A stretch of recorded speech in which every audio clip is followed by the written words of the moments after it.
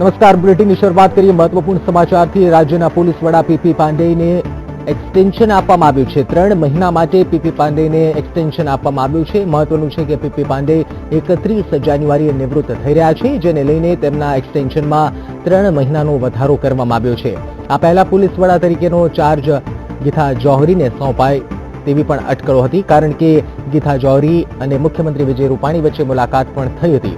ઉલ્લેખનીય છે કે ગીતા જોહરી હાલ પોલીસ આવાસ નિગમના ડીજીપી તરીકેનો ચાર્જ સંભાળી રહ્યા છે।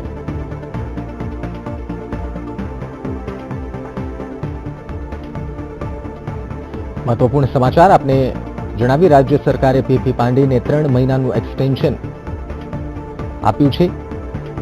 આ પહેલા એવી ચર્ચા હતી કે ગીતા જોહરી ચાર્જ સંભાળશે, પરંતુ હાલ જે સમાચાર આવી રહ્યા છે કે 3 મહિનાનું પીપી પાંડેને એક્સટેન્શન આપવામાં આવ્યું છે। આ પહેલા ગીતા જોહરી અને મુખ્યમંત્રી વિજય રૂપાણી વચ્ચે પણ મુલાકાત થઈ હતી।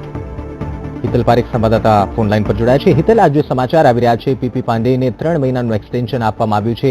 આ પહેલા ગીતા જોહરી ચાર્જ સંભાળશે તેવી પણ ચર્ચા હતી। કઈ રીતે આ સમાચારને જોઈ શકાય? જી નિશ્ચિત, ખાસ કરીને જણાવી દઉં કે રાજ્યના પોલીસ વડા તરીકે પીસી ઠાકોરને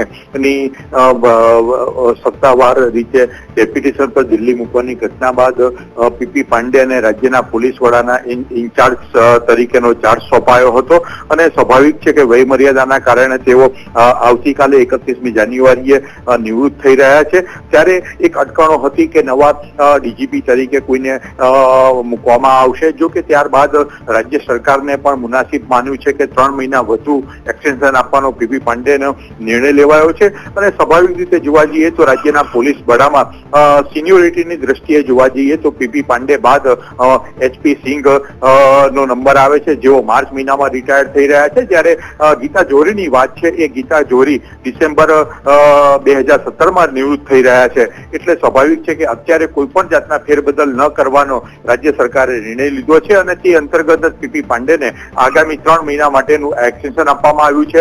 એટલે ચોક્કસ એવું કહી શકાય કે આગામી 3 મહિના એટલે માર્ચ એપ્રિલ બાદ રાજ્યના નવા પોલીસ વડા તરીકે કદાચ બની શકે કે પ્રથમ મહિલા પોલીસ વડા પણ બની શકે છે। જી બિલકુલ હિતલ, ધન્યવાદ જાણકારી માટે।